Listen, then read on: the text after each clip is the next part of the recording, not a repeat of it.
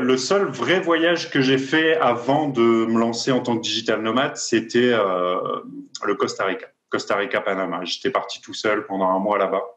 Et c'est Ok. ça que j'ai eu un peu le déclic du voyage à partir de ce moment-là. Salut Jean-Loup, je suis très heureux de t'accueillir. Comment ça va? Salut Seb, merci déjà beaucoup de m'accueillir et ça va super, très très bien, très bien, tout va bien. Alors Et dis-moi, t'es toi? où en ce moment? Je suis à Bucarest, je viens d'arriver là hier soir justement. Et Hein. Bucarest, Roumanie, et je vais passer minimum un mois ici. Voilà. Ok. Alors, on va pas parler spécifiquement de la Roumanie parce qu'on a déjà parlé avec Jean, d'une part, Ouais. mais on va De toute parler façon, surtout un peu de ton histoire et puis du ouais. parcours. Et puis, tu as fait plein de pays. Et puis, surtout, ce qui m'intéresse, c'est un petit peu ton cheminement personnel et puis ce qui t'a permis et ce que tu as appris dans le voyage. Alors, déjà, avant toute chose, est-ce que tu peux me dire, avant le voyage, ce que tu faisais et déjà, on va commencer par ça. Ouais. Avant le voyage, j'étais serveur, je travaillais dans les restaurants. Je portais des plateaux et je servais des bières aux gens. Voilà. Tu faisais les saisons, c'est ça? Ouais, je faisais des. Enfin, alors je travaillais principalement à Lille, qui est ma ville natale, Mhm. et j'ai fait quelques saisons, notamment en Suisse. J'allais là-bas parce que ça payait bien à l'époque. Je pense que ça paye toujours bien d'ailleurs, mais tu pouvais te faire des bons mois et revenir avec un beau pactole après une saison. Donc j'ai fait quelques saisons là-bas en Suisse, dans les montagnes, dans le Valais, et puis j'ai fait quelques saisons à l'époque à Aix-en-Provence aussi, dans le sud de la France. Et Donc, tu ouais. n'étais pas forcément un gros voyageur non plus, quoi, finalement. À l'époque, non, non, non. Le seul vrai voyage que j'ai fait avant de me lancer en tant que digital nomade, c'était le Costa Rica. Costa Rica-Panama. J'étais parti tout seul pendant un mois là-bas. Et c'est Ok. ça que j'ai eu un peu le déclic du voyage à partir de ce moment-là. Qu'est-ce que tu allais y chercher là-bas? Costa Rica, Ouais. franchement, autre chose que ce que je vivais au quotidien, en fait, tu vois. Moi, c'était vraiment ça. J'en avais marre de mon quotidien et je Mhm. voulais m'échapper un petit peu. Et puis le délire de partir tout seul, de te retrouver tout seul face à toi-même, etc. C'est un truc que j'avais envie de faire depuis longtemps. Et, C'est, c'est- euh, et donc, je suis parti, quoi. Ouais. Ok. Ça a été un peu le même point de départ d'ailleurs de ton aventure après Digital Nomade, c'est ça? Tu as décidé un peu de te servir du voyage comme thérapie ou du moins d'apprendre un peu sur la route. Ouais, c'est ça. D'ailleurs, c'était le nom de ce que je faisais à l'époque, c'était Travel Therapy. Il y a beaucoup de gens qui m'ont connu à cette époque-là, quand j'avais cette chaîne YouTube à ce nom-là. Et ouais, c'est exactement ça. Je voulais. En fait, je pouvais pas créer quelque chose dans mon environnement à moi, parce que j'ai un environnement de salarié, j'ai un environnement. Enfin, tu sais ce que c'est. Tu vois, les gens sont tous un petit peu formatés à un mode de vie. Et j'étais dans ce formatage-là et j'avais besoin d'en sortir pour créer mon truc, tu vois. Moi, j'aurais pas pu le faire personnellement en restant. Je sais qu'il y en a qui le font. Moi, j'avais besoin de sortir de ça pour me créer un peu. Tu vois, tu prends l'avion, c'est un peu un nouveau départ, quoi. C'est une nouvelle vie qui commence et un nouveau projet qui se crée à ce moment-là, quoi. Ouais, c'est vrai. Et tu l'as matérialisé comment? T'es parti une fois, puis après t'es rentré, je crois, c'est un peu ça ton histoire? Ouais, en fait, alors il y a eu ce voyage au Costa Rica là mais à l'époque je créais pas de projet, je suis juste parti pour voyager et profiter du voyage, quoi. Mais ça m'a donné un petit déclic. Donc, quand je suis rentré, j'ai repris le travail serveur, salarié pendant quelques mois. Mais tu vois, je pouvais plus faire ça. Et en plus, j'avais voyagé une fois. Donc, une fois que tu as mis le pied dedans, c'est dur de revenir à une vie normale, tu vois. Donc, euh, donc ouais, ça s'est matérialisé. Je suis parti et j'ai lancé mon truc. Mon premier voyage, c'était aux Philippines. Mhm. Je suis arrivé à Manille tout seul et puis j'avais vraiment dans l'esprit de créer quelque chose. Je savais pas quoi, mais je savais que je voulais créer quelque chose, quoi. Je sais pas Ok. si ça répond à ta question, mais Ouais, ouais, bien sûr. Non, non, totalement.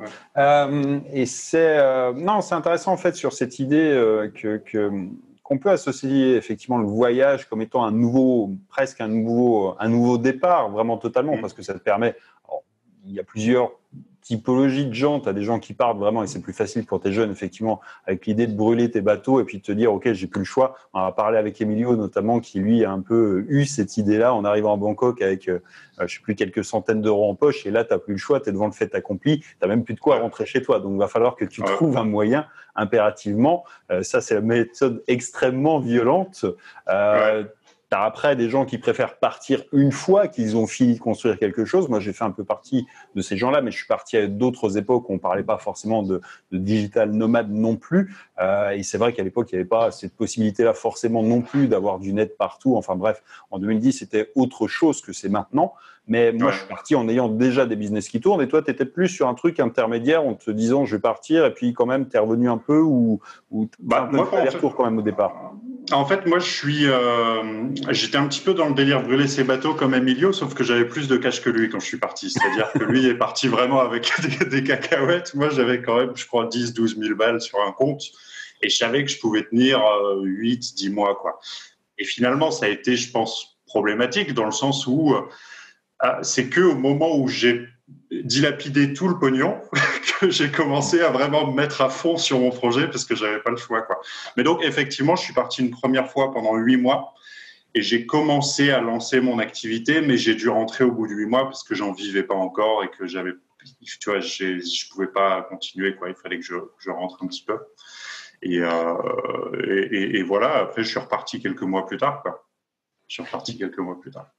Qu'est-ce que tu as trouvé dans le voyage à ce moment-là, en fait, puisque tu es rentré un peu à contre-cœur et tu avais comme projet vraiment de repartir. J'ai l'impression que tu voulais surtout pas rester en France. En fait, ton problème, c'était pas juste le boulot, quoi, finalement. Non. À l'époque, mon problème, c'était aussi la France. À l'époque, j'étais vraiment dans un état d'esprit où, quand je suis rentré au bout de 8 mois, je sentais que j'avais commencé un genre de transformation, tu vois, pour utiliser un peu des grands mots, mais un genre vraiment de transformation personnelle. Je ne parle pas que professionnelle, mais vraiment personnellement. J'avais recommencé à avoir un mode de vie sain en termes de spiritualité, etc. Enfin, j'avais fait pas mal de travail sur moi, en fait, tu vois. Et à l'époque, en plus, je parlais de développement personnel, donc j'étais vraiment au cœur de ce truc-là. Et quand je suis rentré au bout de 8 mois, j'avais un sentiment j'avais commencé un truc, mais je l'avais pas fini, quoi, tu vois. Donc, j'étais vraiment le cul entre deux chaises. Et quand je suis rentré au bout de 8 mois en France, c'était terrible. Je supportais pas être en France. Il fallait que je reparte le plus vite possible, quoi. Donc, j'ai trouvé le moyen de repartir rapidement. Aujourd'hui, ça a changé, tu vois, parce qu'aujourd'hui, je pense que ce travail sur moi, c'est jamais vraiment fini, mais j'ai plus besoin de, vous voyez, ça va, je peux être en France, je me sens bien en France, tu vois, j'ai plus ce même besoin que j'avais avant. Mais à l'époque, ouais, c'était viscéralement, j'avais besoin d'être ailleurs et de faire un truc sur moi, quoi, tu vois.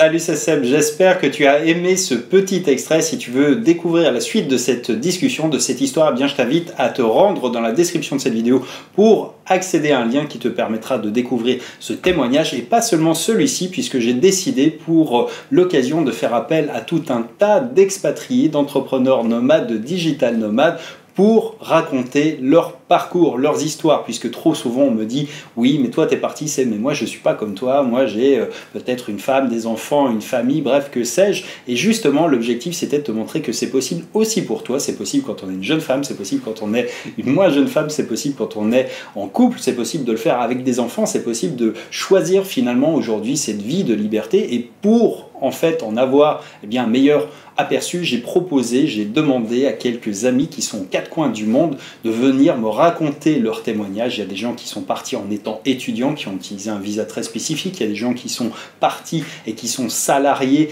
dans des pays exotiques. Il y a des gens qui sont des entrepreneurs, qui sont arrivés à l'entrepreneuriat sur le tard, qui sont partis en famille. Il y a des gens qui sont partis sur les routes en famille. On a des gens qui sont partis avec un sac à dos, qui ont tout plaqué, qui sont partis à vélo. On a des gens qui sont partis s'installer en Amérique du Sud, au Panama, on a d'autres personnes qui sont allées en Estonie, à Dubaï, en Roumanie, dans les pays de l'Est, en Asie, au Vietnam, en Thaïlande, au Laos, au Cambodge, bref, dans plein d'endroits différents et dans plein de situations différentes. Et ce que je voulais avec cette série de contenu, c'est de te montrer que c'est possible, et quoi de mieux que de te montrer des parcours de vie d'autres personnes, et c'est vraiment l'objectif de cette série. Donc tu vas pouvoir retrouver déjà ce contenu, celui-ci, la suite, et du moins la fin de cette histoire en suivant le lien qu'il y a dans cette description, et puis surtout tu vas pouvoir accéder à tout un tas d'autres histoires qui, je l'espère, te montreront que c'est possible pour toi aussi dans ta situation quelle qu'elle soit aujourd'hui. Bref, je t'invite encore une fois à nous rejoindre et je te dis à très vite.